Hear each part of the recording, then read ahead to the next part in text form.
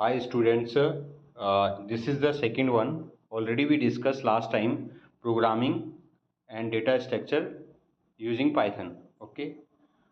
Now the first one in the previous lecture we discussed and we also find the solution one by one. Okay. The first answer is 5. Second is already we discussed. Okay. That is the first assignment. Today already just before we submitted the assignment number 2. Okay, so and if you want we also explain everything one by one. Okay, so here I will say you the first question. Today is the last day. Okay, 9/8 and same time we submitted just before 5 minutes. So here all and also we discuss with the student. So the if you will check W0 and this 3 is equal to FEA, there is an error, and also a is equal to x4 1 is equal to 1, this is also error. But I am trying to write also 10 but not possible. Okay, state number he is asking statement 1 to 10, where is an error. Okay, so not possible, so I have written 8.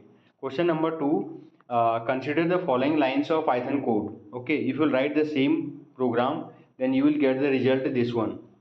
Third one, question number 3, what is the value of end message after executing the line? If you write then you will get same. So you will get the answer at first n, then on, then noh, then nost, then nohty, then nohtyp.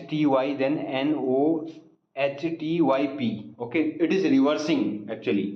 And after then the last one, what is the value of my list. Okay, so the answer will be, you can check, the same list will be printed, we submitted. Okay, and if you are interested, tomorrow is very important day, and tomorrow if you want if you are interested, tomorrow we will come here also, and tomorrow is the last day we have to submit this assignment.